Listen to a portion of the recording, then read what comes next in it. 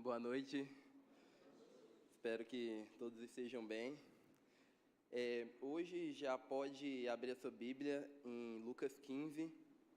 A gente vai falar um pouco a respeito da parábola que a gente chama de parábola do filho pródigo. E nesses últimos dias, o Senhor ele tem comunicado muito a nós sobre voltar a esse lugar de relacionamento, a voltar a esse lugar onde ouvir os afetos do coração do Pai era a nossa maior motivação. E eu queria pensar um pouco com vocês a respeito disso, como muitas das vezes as questões da vida vão fazer com que a gente viva a nossa vida do automático, às vezes sem perceber que existe uma coisa para a qual nós fomos criadas, e isso é relacionamento com Deus. Nós fazemos muitas coisas, o Senhor nos incumbiu de cooperar com a missão que Ele está fazendo, mas tudo vai partir de um lugar onde nós vivemos relacionamento com Ele. E eu quero que a gente perceba um pouco isso em Lucas 15. Lucas 15, no versículo 11 em diante, a gente vai gastar um pouquinho mais de tempo, que a gente vai ler até o final do capítulo. Vai falar assim: E disse: Um certo homem tinha 2 filhos, e o mais moço deles disse ao pai: Pai, me dá minha parte da fazenda que me pertence. E ele repartiu a fazenda. Poucos dias depois, o filho mais novo, ajuntando tudo, partiu para uma terra muito longe, e ali desperdiçou a sua fazenda vivendo dissolutamente. Havendo já gastado tudo, houve naquela terra uma grande fome, e começou a padecer necessidade. E foi, e chegou-se a um dos cidadãos daquela terra, o qual mandou para os seus campos a apacentar porcos. E desejava saciar o seu estômago com a comida dos porcos, mas ninguém lhe dava. E tornando em si, disse: Quantos trabalhadores do meu pai têm abundância de pão e eu pereço fome? Vou me levantar e irei ter com meu pai, e lhe direi: Pai, pequei contra o céu e contra ti, não sou digno de ser chamado teu filho, faz-me como um dos seus trabalhadores. E levantando-se, foi para o seu pai, e quando ainda estava longe, viu seu pai e moveu-se de grande compaixão, e correndo lançou-se ao pescoço e o beijou. E o filho disse ao pai: Pai, pequei contra o céu e contra ti, já não sou digno de ser chamado seu filho. Mas o pai disse aos servos: Trazei vestidos, o melhor vestido, vesti-lhe, ponde-lhe um anel na mão, troque-lhe as sandálias, trazei o bezerro cevado e o matai, comamos e nos alegramos, porque esse meu filho era morto e reviveu, tinha se perdido e foi achado. E o filho mais velho, que estava no campo, ouvindo a música e as danças, e chamando um dos servos, perguntou o que estava acontecendo. E lhe disse: Veio teu irmão, e o teu pai matou o bezerro cevado, porquanto o recuperou são e salvo. Porém ele indignou-se e não queria entrar, de sorte que, saindo o pai, rogava-lhe que entrasse. Mas respondendo ele, disse: Pai, eis que te sirvo há tantos anos, e nunca transgredi o teu mandamento, e nunca me destes um cabrito para me alegrar com os meus amigos. Porém, vindo este teu filho, que desperdiçou a tua fazenda com as meretrizes, mataste o bezerro cevado?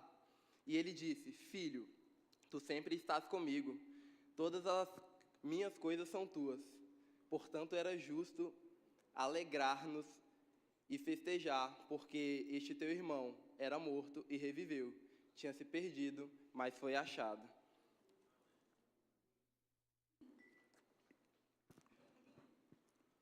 Pai, nós te pedimos que você ajude-nos a encontrar esse lugar de relacionamento com você. Que os nossos corações sempre estejam disponíveis a ver como você é um bom pai, como você tem nos chamado a esse lugar de gastarmos as nossas vidas nesse lugar de deleite, em saber que você tem cuidado de nós. Você sempre tem nos atraído à sua presença, você tem nos chamado a esse lugar onde a nossa vida de fato faz sentido, porque é para isso que nós nascemos. Nós nascemos para estar perante a sua face, corresponder com os sentimentos do seu coração. Ajuda-nos, Senhor, a que os nossos corações continuem disponíveis a nos relacionar com você. Amém. Só para começar, contextualizando, essa parábola que a gente leu é uma de 3 parábolas que Jesus ele vai contar em Lucas 15. E ele vai montar um bloco de 3 parábolas que ele está tentando explicar alguma coisa que está acontecendo. No começo de Lucas 15, vai estar falando que Jesus ele estava junto dos publicanos e pecadores. Então, vêm os fariseus e eles começam a questionar Jesus. Jesus, por que você está andando com esse tipo de gente? Por que você, que diz ser quem você é, está andando com publicanos e pecadores? Então, Jesus ele vai começar a criar um bloco de 3 parábolas que ele vai contar sobre a realidade dos fariseus e a realidade dos publicanos. E no final de tudo isso, o que ele vai fazer? Ele vai colocar cada realidade em um ponto. Publicanos e pecadores, filho mais novo. Fariseus, filho mais velho.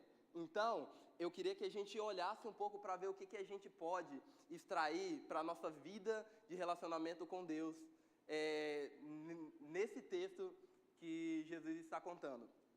Em primeiro momento, a gente vai se deparar com a história do filho mais novo. E o filho mais novo é alguém que ele é herdeiro, ele é filho, ele é provido, ele tem todas as coisas que ele precisa para viver a vida dele em paz, shalom, tudo no lugar correto. Só que em um determinado momento, ele decide pedir para o pai o quê? Pai, eu quero a minha parte da herança. Eu não estou mais disposto a viver essa vida aqui. Eu quero poder gastar as coisas do meu jeito. Eu quero que eu possa tomar as minhas próprias decisões e eu quero ser dono do meu próprio nariz. Então, ele chega para o seu pai e fala assim, pai, eu quero a minha parte. Só que no contexto judaico, isso vai significar, e até no nosso, mas no contexto judaico, isso vai significar uma coisa que é muito pesada, porque quando você pede para o seu pai a parte da sua herança, o que você está falando? Pai, para mim você morreu, porque herança é dada quando? Quando o pai morre. Quando o pai morre, então é dividido a herança entre todos os irmãos. Então, no primeiro lugar, a gente está vendo esse filho mais novo sendo colocado como alguém que se alienou ao coração do pai e para ele o pai está morto. Para ele quer viver a vida segundo as suas próprias vontades e ele não quer mais se submeter ao governo desse pai.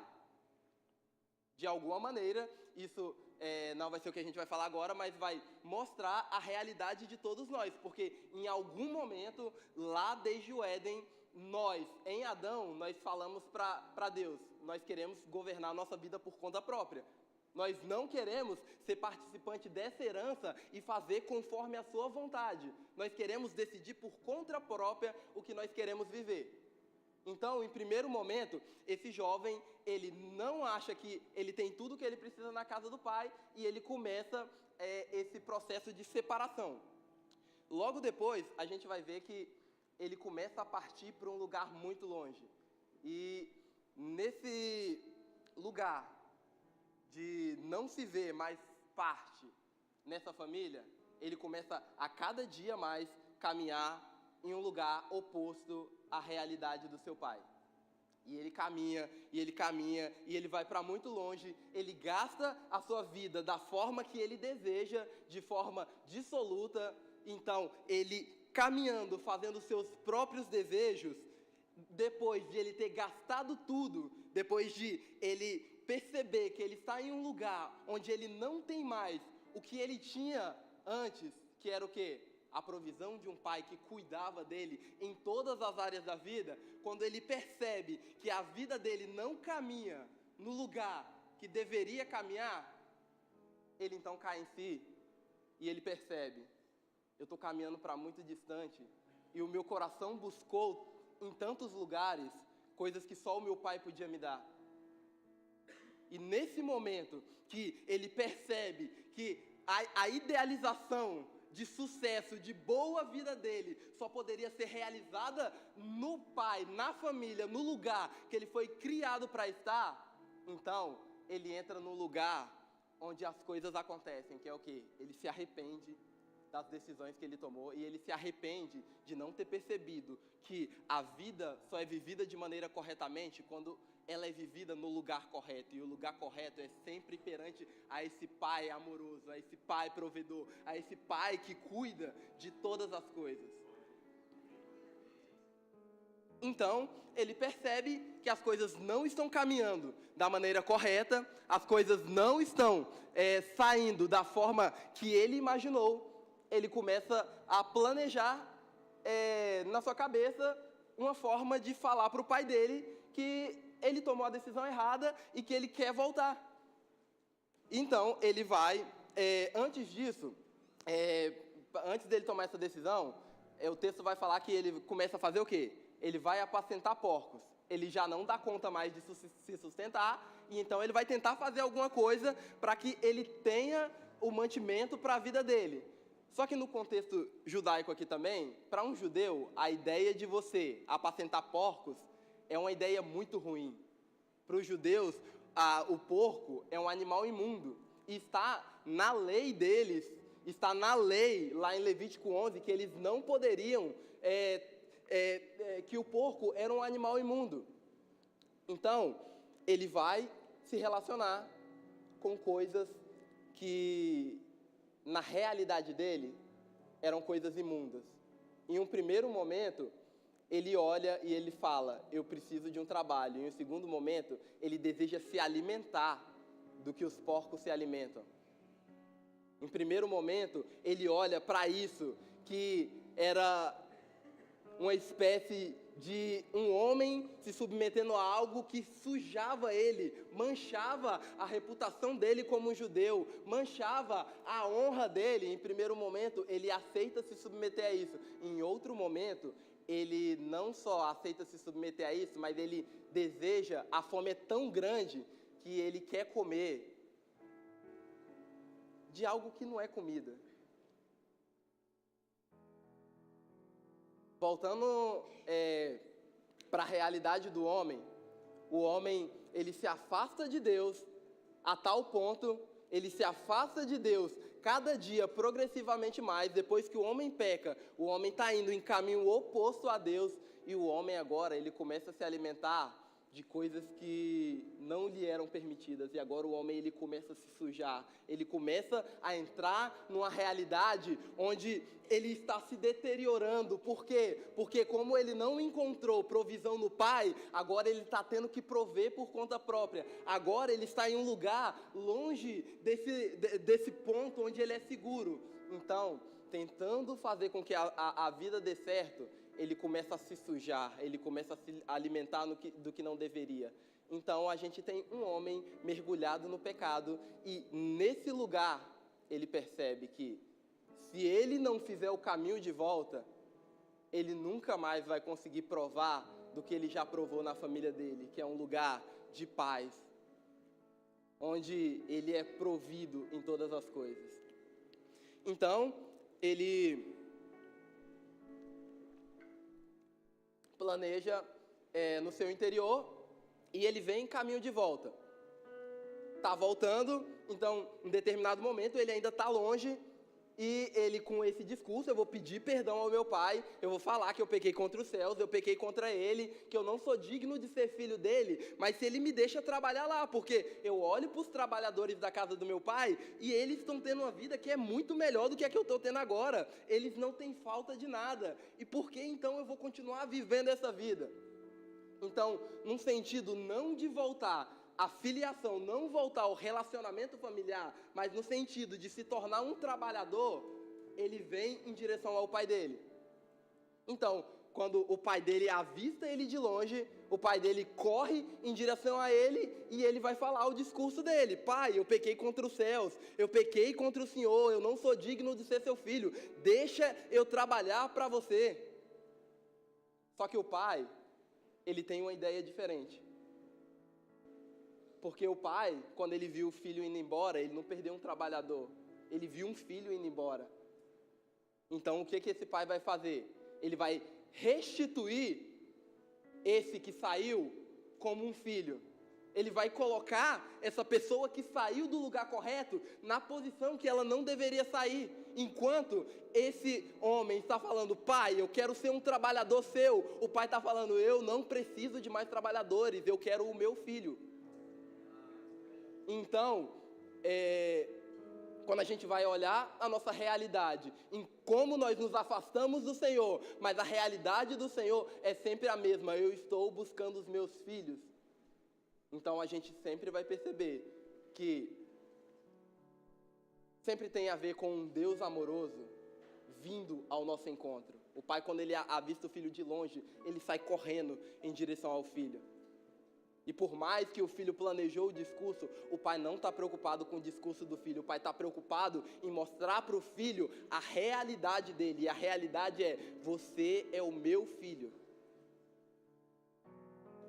A gente vai, um pouco mais para frente, tratar a respeito dessa ideia dele querer se colocar como um trabalhador na questão quando a gente vai começar agora a tratar sobre o filho mais velho. Mas uma coisa que eu queria trazer aqui é, quando o pai, ele recebe esse filho, a primeira coisa que ele vai fazer é, filho, a sua realidade não é como a realidade de quando você saiu daqui.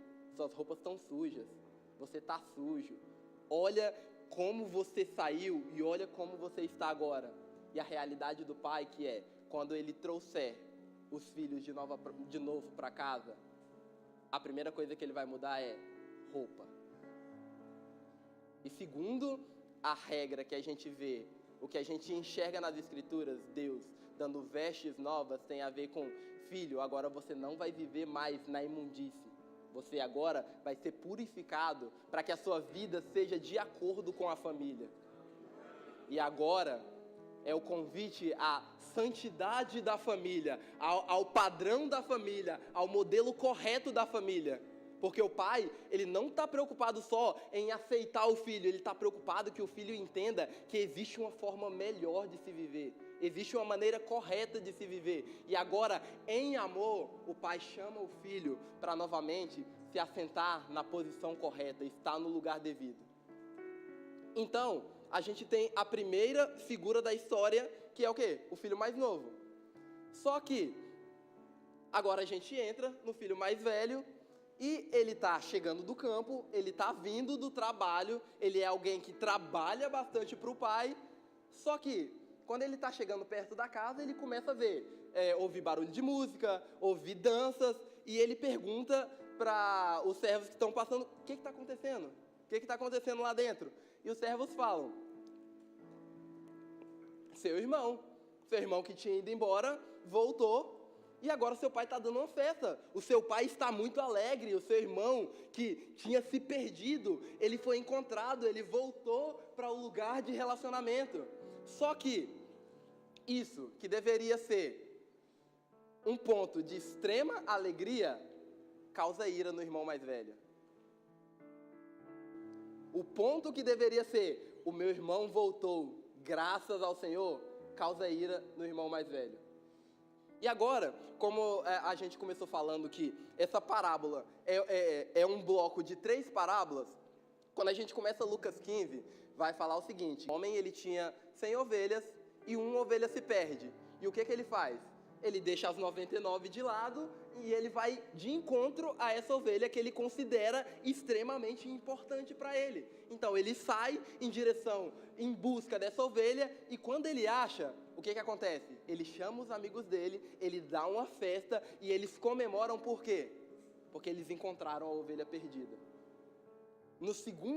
Na segunda parte, uma mulher, ela tem um colar com 10 dracmas, ela perde uma E ela começa a ficar desesperada. E ela começa a revirar todas as coisas, muda as coisas de lugar, até que ela encontre essa dracma que ela perdeu. E quando ela encontra, o que ela faz? Ela chama as amigas dela e todos começam a comemorar, porque ela encontrou algo de muito valor. Na primeira parábola, quando o homem encontra a ovelha, há festa e todo mundo comemora. No segundo momento da dracma, há também festa e todo mundo comemora. Só que na terceira parábola, na hora do irmão comemorar, ele não comemora. Ele se sente irado. Agora, indo para a ideia do irmão mais velho, o irmão mais velho é alguém que, da mesma forma como o pai fez com o irmão mais novo, ele faz com o irmão mais velho, que é o quê? O pai sai ao encontro dele e começa a perguntar: meu filho, vamos entrar. O seu irmão, ele foi encontrado. Nós achamos o seu irmão, ele era morto, agora ele está vivo, ele está de novo, ele foi colocado de novo na realidade da família. Só que o irmão mais velho, ele não consegue aceitar que o pai chamou alguém que ele não considera digno para assentar perante a mesa. E lembra que a gente falou que a gente está tratando sobre dois tipos de gente: fariseus, os religiosos da época, não aceitando que Jesus conversasse com pecadores e publicanos e falasse a eles a respeito do reino de Deus, e que eles estavam sendo convidados a participar da família de Deus. Para mim, o problema desse irmão mais velho, que está simbolizando os fariseus, é que ele vai dar um motivo para falar porque ele está tão irado. E ele vai falar assim: eu te sirvo há tanto tempo, eu nunca transgredi um dos seus mandamentos. E na realidade do irmão mais velho, ele não aceita que o irmão mais novo seja colocado porque ele se acha muito bom. E ele acha que, pelo trabalho dele, por ele se ver como alguém que não transgrediu nada que o pai falou, ele se coloca num ponto de superioridade que ele não consegue mais aceitar Jesus andando no meio de pecadores e chamando eles a participarem do reino de Deus. Enquanto o único homem santo que nunca pecou estava andando nas ruas, falando com prostitutas, falando com pecadores, falando com publicanos que eram mal vistos pela sociedade, enquanto o único que realmente nunca havia pecado estava mostrando uma realidade acessível a essas pessoas, aqueles que falavam que estavam dispostos a seguir a lei, estavam colocando as suas obras, o que eles faziam, num pedestal, para não aceitar que Deus ele veio para redimir gente que muitas das vezes a gente não gosta.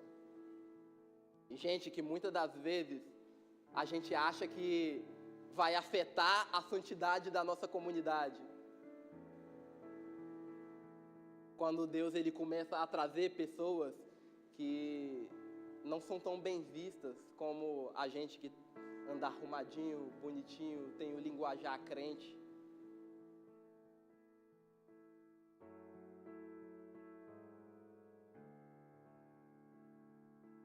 É interessante que, partindo desse ponto, Jesus ele vai fazer muitos questionamentos a respeito desse sentimento de se olhar como alguém que pode, através desse trabalho excessivo, mostrar para Deus o que ele pode fazer ou não. Ele vai falar a história de um jovem que a Bíblia simplesmente chama ele de quê? Jovem rico. E Jesus ele vai começar a falar com ele: o que eu preciso fazer para herdar a vida eterna? E Jesus começa a falar mandamentos para ele, e ele começa a falar assim: faço tudo isso que você está falando. Eu cumpro à risca tudo isso que você está falando. Só que Jesus ele vem depois e fala assim: beleza, já que você cumpre tudo isso, agora eu só vou te pedir mais uma coisa. Vende tudo que você tem e dá para os pobres. Ele se sente triste, porque ele tinha muitas coisas. e ele sai de perto de Jesus. Por quê? Porque para ele, seguir regras era suficiente. Mas fazer com que ele tocasse a vida de outras pessoas já era demais. Dividir o que ele tinha com quem não tem já era pedir muito. Era alguém muito bom em seguir regras, era alguém muito bom no trabalho, mas era alguém que não era bom em se doar, não era bom em perceber que existem outros. E agora, quando a gente está falando de trabalho, a gente vai perceber que o filho mais velho, ele é um exímio trabalhador. Ele sempre vai falar pro pai: pai, eu trabalho para você, eu faço tudo o que você pede, eu sigo as suas regras. Agora vamos lá lembrar, o filho mais novo, quando ele chega perto do pai, ele fez um discurso que ele quer ser o que do pai? Um trabalhador. Em certo ponto, sabe o que o filho mais novo ele quer ser? Ele quer ser igual o irmão mais velho dele. Porque ele vê o irmão mais velho dele que ficou, um trabalhador, que trabalha, está lá para o pai, só que ele não percebe que o irmão mais velho, por mais que ele seja um filho, assim como o mais novo saiu e estava alienado da vontade do pai, o filho, o religioso, que ficou, também era alienado do coração do pai, porque ele não estava preocupado com os sentimentos do pai, ele estava preocupado em justificar a si mesmo através do trabalho.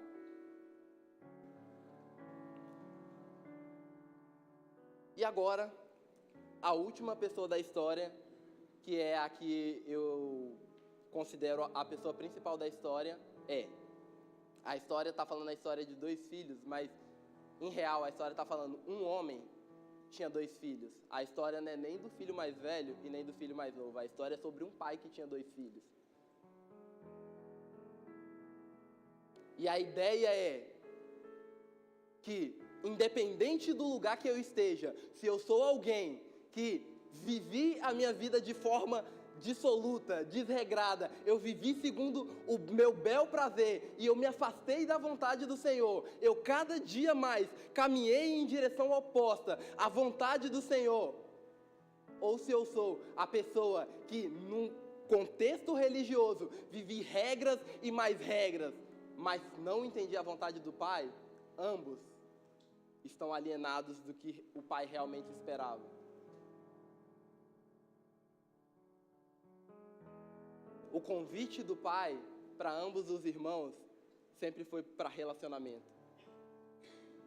E a gente está em dias onde o Senhor, Ele tem comunicado muito para a gente a respeito de voltar ao lugar correto de relacionamento, onde Deus, Ele é o centro de tudo que a gente faz.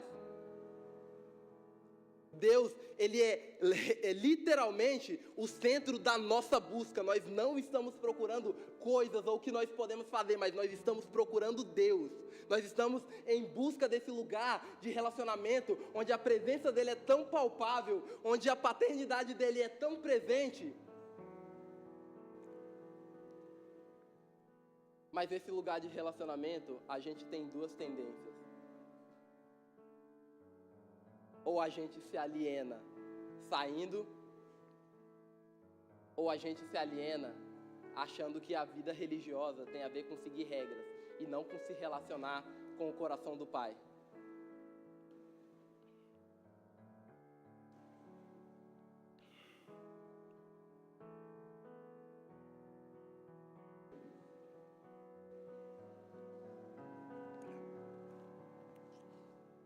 As 2 coisas que eu acho que são importantes para a gente se eu olho para a minha realidade e eu percebo que eu estou longe da vontade do Senhor, que eu caminhei em direção oposta ao que Deus planejou para mim, e agora eu estou no lugar que eu não queria, eu me sujei, a primeira realidade é: o Pai é amoroso e sempre existe um caminho de volta. Sempre existe um Pai que está de braços abertos a receber e a limpar as nossas vestes, a purificar a nossa vida, a nos fazer limpos de novo e pertencentes de uma família. E por mais que a gente veja a nossa vida suja, nós podemos clamar desesperadamente em arrependimento. Por favor, Senhor, sem você eu não consigo, eu preciso voltar a você. E o primeiro convite a arrependimento é: se você está vivendo uma vida onde você se alienou à vontade do seu Pai, volta. Existe um caminho de volta. Existe um lugar de segurança, existe um lugar de paz, onde você pode desfrutar de todas as coisas nas suas posições corretas. O segundo lugar é, se você, como muitas das vezes eu faço, se tornou um religioso profissional, que para mim um religioso profissional é um fazedor de regras, cumpridor de regras, que você já vive a vida religiosa há muito tempo, mas você esqueceu que a vida cristã tem a ver com família, tem a ver com o olhar para quem se perdeu, com um coração aberto para quem Deus ama. Se você está nesse lugar, também existe um convite para arrependimento, para lembrar que, assim como esse filho que se perdeu foi resgatado, nós também já fomos resgatados da nossa vida. Nós também já fomos chamados por Deus no momento em que a nossa vida aparentemente não era tão bonitinha como ela é hoje.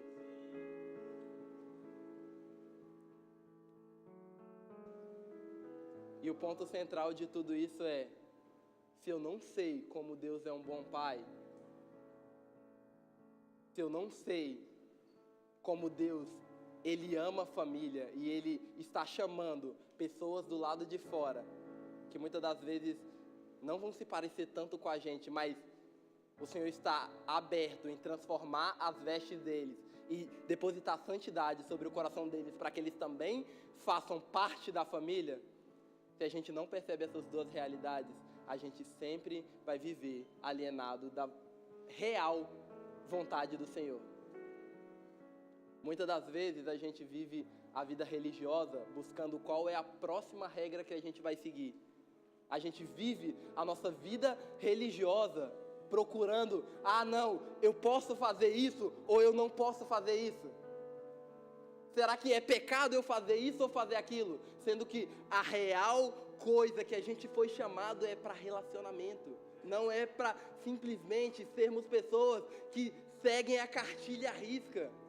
E quando nós de fato estamos no relacionamento, nós nos parecemos com nosso Pai. Nós nos parecemos com Cristo. Mas o foco da nossa vida é: nós fomos chamados para relacionamento.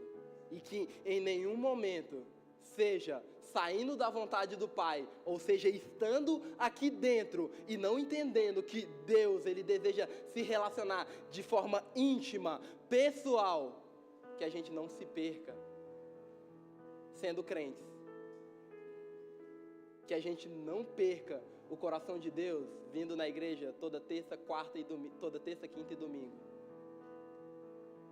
O convite que Deus está fazendo nesses dias é: lembrem-se, quando eu toquei vocês e as pessoas que vocês menos esperavam apareciam, não era pelo bom serviço de vocês, era porque vocês pareciam me amar tanto que isso atraía as pessoas. Lembrem-se que vocês ficaram 10 meses em um lugar e aparecia gente que vocês nunca imaginaram. E não era porque vocês estavam trabalhando de uma forma incrível, vocês criaram construções muito grandes para isso acontecer, mas vocês amaram tanto o Senhor que isso atraiu pessoas que olharam para a realidade: tem jeito para mim, tem jeito para a minha vida, existe um lugar onde eu posso ser transformado. Era um lugar onde a gente amava todos, independente do que eles fizeram. Só que o tempo vai passando e a gente começa a catalogar a gente de novo. Esse aqui é bom, esse aqui não é, esse aqui pode, esse aqui não pode.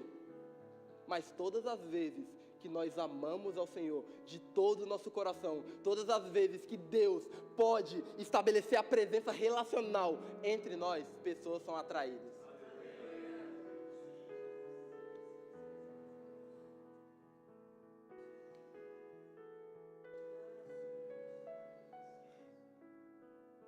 Quando eu paro para olhar tudo que a gente viveu ano passado, e eu falo assim, gente, começou numa quinta-feira, sem planejamento nenhum.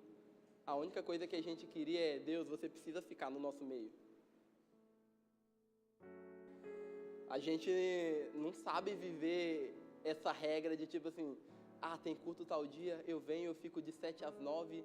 Tem culto no domingo, eu venho de 6 às 8, 9 e meia, depois eu saio e vivo a minha vida. Eram dias que a única coisa que a gente queria era o Senhor. O único sentimento do nosso coração é, Senhor, nós precisamos de você. E todas as vezes que o nosso coração ele está totalmente centrado no Senhor,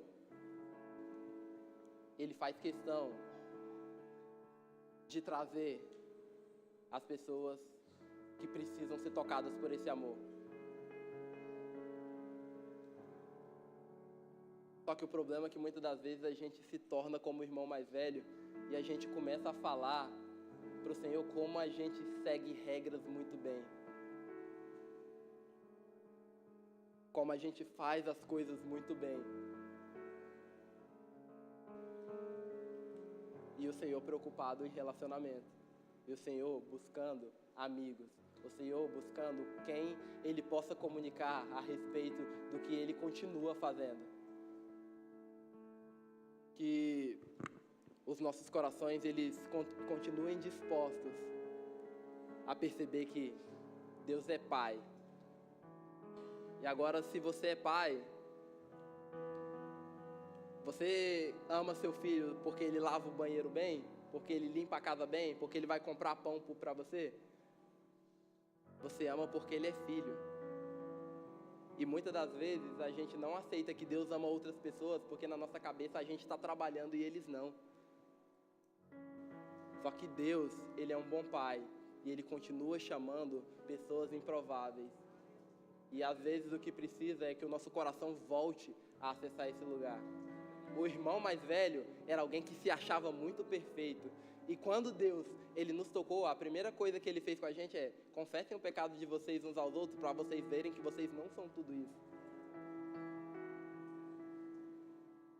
Para vocês perceberem que muitas das vezes a medida com que vocês julgam as outras pessoas não é a medida que vocês olham para vocês mesmos. E que vocês não oferecem do Senhor para eles, porque vocês não percebem como vocês foram alcançados no mesmo lugar. Que o Senhor, Ele nos dê graça para que o nosso coração continue nesse lugar de perceber que, como um bom pai, Deus, Ele continua buscando filhos, que a maior ambição da vida deles é um lugar de relacionamento com o Pai. Onde toda a vida deles estejam centradas simplesmente em uma coisa: eu sou filho de Deus. E se eu sou filho de Deus, eu tenho acesso ao Pai, eu tenho acesso à realidade do Pai. Que o Senhor, Ele nos dê graça para que o nosso coração, ele continue disponível a esse lugar no Senhor.